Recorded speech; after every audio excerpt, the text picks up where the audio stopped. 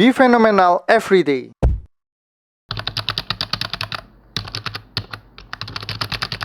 Halo guys, bentar lagi sudah akan rilis Q2 ya 2024 karena sekarang sudah tanggal 20 Juli, artinya deadline-nya tinggal 11 hari lagi ya, hingga akhir bulan Juli.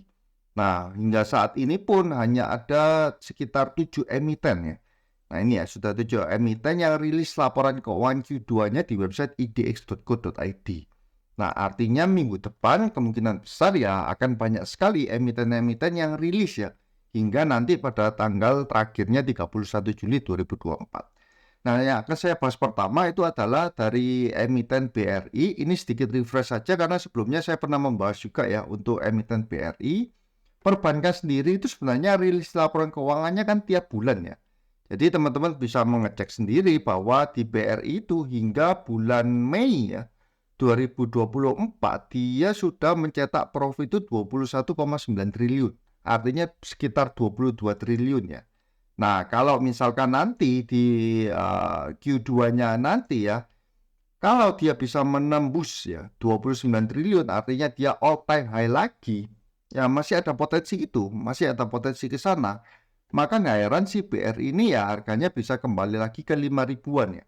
Karena saham BRI ini kalau teman-teman cek ya, tahun lalu waktu kinerjanya masih ini ya, seperti 2023, itu harga sahamnya kan sekitar 5 ribuan.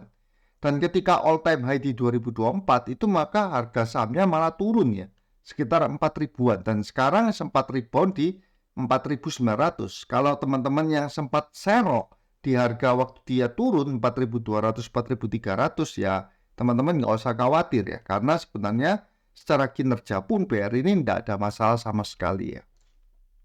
Untuk emiten yang kedua yang akan saya bahas itu adalah Astra ya. Nah, ASI ini sedikit berbeda dengan si BRI kondisinya. Dia sama-sama turun ya. Harga sahamnya Astra ini juga ini ya, sedang turun, sedang di level yang cukup rendah ya, 4.500-an sekarang. Nah, untuk emiten otomotif ini kita bisa melihat datanya dari website Gaikindo. Nah, teman-teman kalau mau download ya data-datanya ini, data penjualan mobil itu harus registrasi dulu di websitenya Gaikindo. Nah, ini saya perlihatkan untuk tahun 2023. Nah, ini jadi di website ini cukup lengkap saya download ya, itu penjualan untuk domestic sales total dan kumulatif ya di sini ya. Nah, dia sudah membreakdown setiap bulannya. Contohnya di tahun 2023 kemarin, bulan Januari penjualannya 94.000 unit, kemudian Februari 87.000, Maret 101.000, sehingga kumulatifnya Januari sampai Maret 282.000. Nah, bagaimana Q2 ini? 2023 kemarin kan 58.000, 82, 82.000. Nah, totalnya 506.000 ya. Di 2024 ini Q2-nya 48.000, 71 dan 72. Artinya penjualan kumulatifnya masih 408.000. Nah, sudah di bawahnya 2023 ya. Makanya sahamnya si Astra sendiri ya, itu saya rasa ya nggak mungkin melebihi harga saham waktu 2023 kemarin. Karena secara kinerjanya pun itu sudah di bawahnya ya. Jadi kalau ini Q1-nya itu dia tinggal 7,4 triliun ya net profitnya. Sedangkan 2023 dia 8,7 triliun. Nah, Q2-nya ini dia tidak akan melebihi 17,4 triliun untuk kinerja si Astra sendiri. Karena penjualannya sendiri di sektor otomotif itu mengalami penurunan dari data Gaikindo. Jadi untuk Astra sendiri walaupun dia turun, tapi kinerjanya juga turun. Agak berbeda ya dengan BRI yang harga sahamnya turun tapi kinerjanya sebenarnya ya nggak turun ya. Jadi makanya dari dua emiten ini saya lebih condong ke BRI, apalagi kalau teman-teman sudah punya di harga yang waktu kemarin sempat turun-turunnya ya di 4.200, 4.300.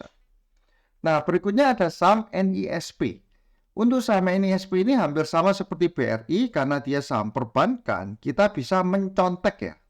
Mencontek untuk laporan keuangan dari si NISP. Mana ya? Nah, di sini ya. Di sini kita bisa lihat bahwa itu periode April ya. April 2024, NISP sendiri itu sudah menghasilkan laba bersihnya itu 1,5 triliun untuk April. Sedangkan untuk bulan Mei 2024 itu sudah menghasilkan laba itu 1,89 triliun. Jadi dia terus bertumbuh labanya. Kalau kita cek dibandingkan yang tahun sebelumnya, 2023, dia untuk Q1-nya kan 1 triliun, Q1 2024 1,1, artinya all time high. Nah, teman-teman bisa cek ya, dari tahun-tahun sebelumnya, dari 2018 ini 600 miliar, 700, 700, 500, 600. Sekarang ini 2024 tuh all time high kinerja dari NISP. Dan tadi itu kan sampai bulan Mei 2024 itu dia sudah mencetak laba bersih itu 1,89 triliun. Untuk Q2 2023 totalnya Q2-nya itu 2 triliun ya. Sedangkan sampai bulan Mei itu sudah hampir 2 triliun. Maka bisa dipastikan si NISP ini Q2 2024-nya itu akan mencetak all time high lagi. Nah, biasanya saham-saham yang cetak all time high kinerjanya ya harga sahamnya juga ikut mengalami kenaikan untuk saham NISP. NISP sendiri sudah pernah saya bahas sebelumnya ya. Ini salah satu menurut saya wonderful company ya dari sisi perbankan yang secara market cap-nya itu masih nggak sebesar big bank yang lainnya. Jadi ini lebih cocok untuk investasi jangka panjang ya. Jadi di hold terus, apalagi dia sudah mulai membagikan dividen juga. Nah, next saya akan bahas tentang emas-emasan ya, karena harga emas itu kan mengalami kenaikan luar biasa, di mana nah ini ya, sudah sempat 2.400-an, hari ini turun ya, tinggal 2.400 pas, sebelumnya hampir menyentuh 2.500 bahkan ya. Jadi di tahun 2024 ini emas luar biasa. Nah, teman-teman bisa cek ya di sini kenaikannya untuk 1 tahunnya 23% ya, 6 bulannya juga 20%. Bagaimana dengan sahamnya? Ternyata harga sahamnya ini nggak terlalu kinerjanya, kinerja perusahaan-perusahaan yang berbasis emas ini tidak terlalu moncer ya. Mungkin teman-teman ada yang berpikir bahwa emas ini kan seharusnya siklikal, hampir sama seperti batu bara kan. Hampir sama seperti batu bara, nikel, di mana ketika harga emasnya itu naik tinggi, kinerja perusahaannya itu juga akan naik ya. Ternyata nggak seperti itu ya teman-teman. Teman-teman bisa lihat di saham Antam. Bahkan di Q1 2024 dia operating profitnya itu minus ya. Jadi secara operating profitnya minus 400 miliar, walaupun net profitnya plus, tapi ini berarti dia plusnya itu dari penghasilan yang lain-lain. Contohnya ini misalkan Antam ya. Saya cek di sini, kemudian di bagian financial, kemudian di bagian income statement. Nah, untuk kuarternya Q1 2024 ini, laba mana ini ya? Ini ya, laba usahanya minus 400 miliar, tapi penghasilan lain-lain itu 577 M. Nah ini ya, yang besar bagian others ini 303 miliar. Kalau teman-teman mau cek itu apa sih penghasilan lain-lain, teman-teman bisa lihat di laporan keuangannya. Untuk Antam sendiri, nah ini ya di 31 Maret 2024, laba periode berjalan 210 miliar, dari mana yang besar? Ternyata dari beban atau penghasilan lain-lain ini 576 miliar ya. Nah, penghasilan lain-lainnya ini ada yang ini ya 303 M. Ini ada yang bagian keuntungan entitas asosiasi penghasilan keuangan, tapi ada yang besar itu ya di bagian penghasilan lain-lain catatan 32. Nah, kalau teman-teman mau tahu 32 ini apa, teman-teman bisa cek di sini ya. Yang nomor 32. Nah, ini penghasilan lain-lain yang nomor 32 ini 303 miliar dari mana? Ternyata dari selisih kurs ya. Nah, jadi untuk penghasilannya seperti ini tentu bukan penghasilan dari bisnis, maka saya bisa anggap sebenarnya Antam ini merugi di Q1 2024 walaupun harga emas sedang tingginya. Begitu juga dengan saham-saham yang emas yang lainnya ya, MDKA. MDKA ini juga merugi Q1 2024-nya ya. Minus 241 M. Kemudian ada saham RC, dia Q1-nya juga ambles ya, minus 66 miliar. Jadi kompak saham-saham emasnya ini lagi minus. Hanya ada satu emiten ya, emiten emas ini yang membukukan keuntungan masih ada, itu adalah Harta Dinata. Nah, Harta sendiri ini market cap-nya itu salah satu yang paling kecil ya untuk perusahaan emas. Dia baru 1,8 triliun.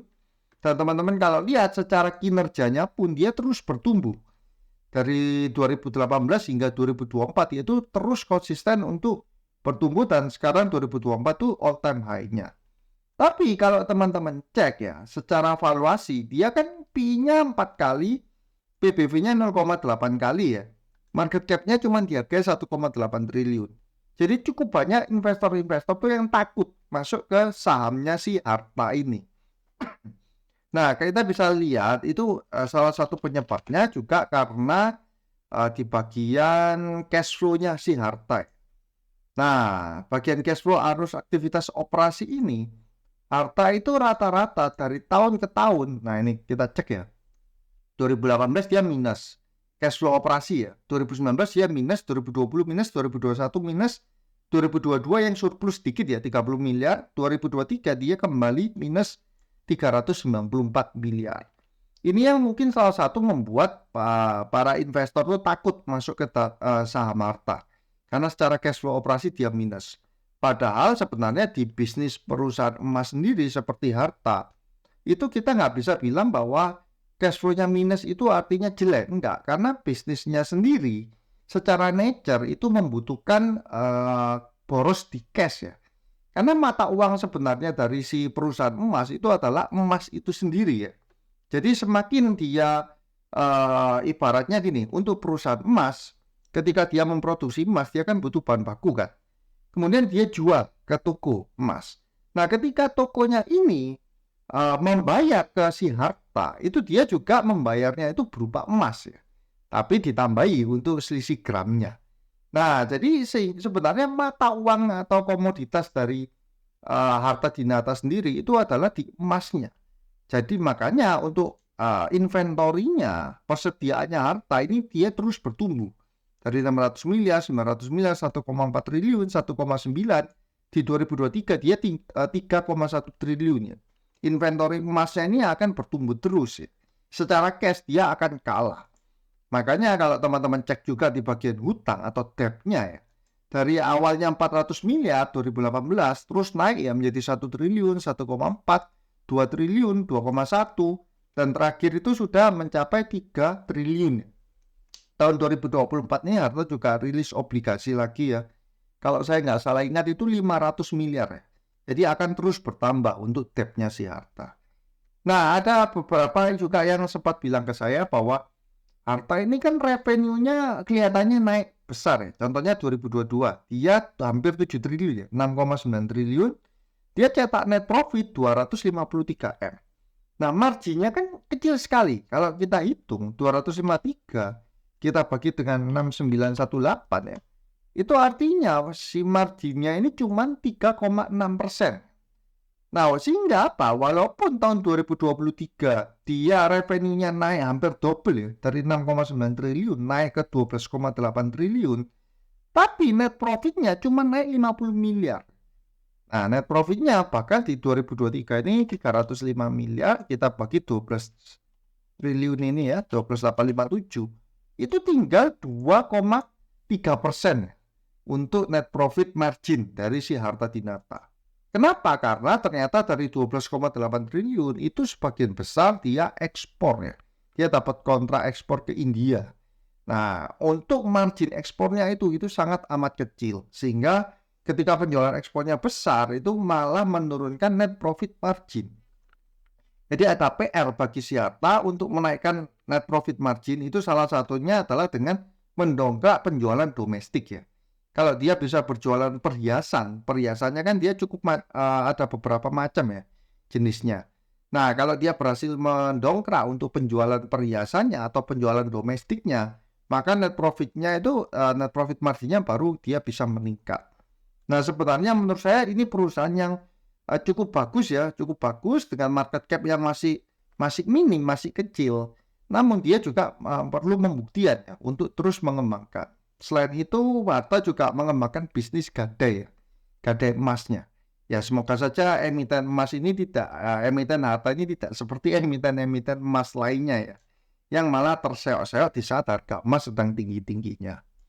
Nah, berikutnya saya akan bahas itu adalah SMDR. SMDR ini juga emiten cyclical ya. Kalau kita bicara mengenai SMDR, ini samudra ini shipping ya, pelayaran, kita tentu harus melihat dari harga freight ya, harga kontainernya. Nah, kalau kita sebenarnya simpel untuk SMDR ini, ketika harga freight-nya itu sedang tinggi-tingginya ya, kita bisa cek juga di container freight index ini, ketika sedang tinggi-tingginya, nah biasanya ya laba perusahaannya itu juga akan sangat tinggi. Contohnya di tahun 2022 kemarin itu kan booming sekali kan. Harga freightnya tinggi-tingginya, kemudian cetak labanya juga luar biasa ya. Untuk SMDR sendiri juga 2022 dia sempat menyentuh market cap itu 6,3 triliun ya. Nah ini yang salah satu yang cukup tinggi. Padahal sebelumnya market cap-nya cuma 1 triliun, 800 miliar, 900 miliar. 2021 freightnya mulai naik jadi 3 triliun, 2022 freightnya juga all time high menjadi 6,3 triliun untuk secara market cap-nya. Dan di 2024 ini, 2023 kan dia sempat turun untuk harga freight ya. Sekarang dia sudah mulai rebound, mulai naik lagi. Nah, mulai naik lagi sehingga ya menyebabkan harga saham SMDR-nya ini pun, nah ini ya sempat jatuh kemudian naik lompat luar biasa ya. Nah, sebenarnya kondisi si SMDR dengan freight yang sudah mulai naik ini bukan momen yang tepat untuk dibeli malahan ya. Tapi teman-teman justru bisa memanfaatkan momentum ini kalau misalkan freight-nya itu terus bertahan di level yang cukup tinggi sehingga labanya juga besar. Ya SMDR ini malah kesempatan untuk di-sell. Bukan malah untuk di-buy ya di saat market cap-nya sekarang sudah mencapai 6 triliunan ini. Itu untuk saham cyclical SMDR. Dan yang terakhir yang akan saya bahas itu adalah saham UCIT ya, Unicam. Nah, saham Unicam ini sudah mulai rebound ya. Karena sebelumnya sempat drop parah ya ke level 700-an ya. Level 700-an saya sendiri juga sempat akumulasi ya untuk saham ini. Dia sekarang sudah rebound ke level 910. Dan ini juga saya lagi menunggu untuk hasil laporan keuangan Q2-nya. Untuk Q1 dia memang lebih baik walaupun secara revenue-nya turun kan. Secara revenue dari 2,7 triliun turun jadi 2,4 triliun, tapi secara net profit ya maupun operating profit dia mengalami peningkatan. Jadi ada efisiensi untuk si Unicam ini. Dan kalau kita lihat Q2-nya 2023 kemarin, itu dia kan 185 miliar. Nah, ini kemungkinan menurut saya pribadi kemungkinan besar akan lebih baik di Q2-nya 2024 ya. Jadi dia akan bisa mencetak kinerja. Kan selisihnya tinggal sedikit ini antara 128 miliar dengan 185 miliar. Kalau memang nanti rilis si Unicam ini bisa di atas ya, di atas kinerja Q2-nya 2023, maka ya ada kemungkinan sahamnya harganya juga akan ikut terdongkrak. Karena saham si Unicam sendiri pun ini kan sudah turun cukup parah kan. Nah ini ya dari 1730 sempat menyentuh 700-an. Wah itu sangat menarik sebenarnya. Nah, kalau teman-teman sempat akumulasi ya di harga 700-800-an. Nah, karena dia sudah drop cukup parah, ya makanya waktu itu saya buatkan video ya bahwa ini adalah salah satu saham yang cukup menarik karena dia kinerjanya masih memang ada penurunan tapi tidak sampai separah penurunan untuk harga sahamnya. Dan dia benar-benar cash rich, dia masih bisa melakukan berbagai upaya untuk ekspansi, untuk beli mesin ya. Dia masih punya modal di tangan. Nah, semoga saja nanti Q2 rilis itu si Unicam ini kembali mencetak Q2-nya 2024 lebih baik daripada Q2 2023 ya. Nah, oke guys, cukup sekian ya untuk video kali ini. Semoga bermanfaat ya. Dan mari kita tunggu sama-sama rilisnya Q2 untuk emiten-emiten di IHSG ini. Dan kalau memang Q2-nya nanti banyak yang positif ya kemungkinan dalam jangka waktu pendek itu IHSG pun juga akan mengalami kenaikan ya. Karena biasanya rilisnya laporan keuangan itu juga mempengaruhi pergerakan dari IHSG sendiri. Oke guys, cukup sekian ya untuk video kali ini. Semoga teman-teman sehat selalu, semakin sukses dan cuan selalu. See you guys.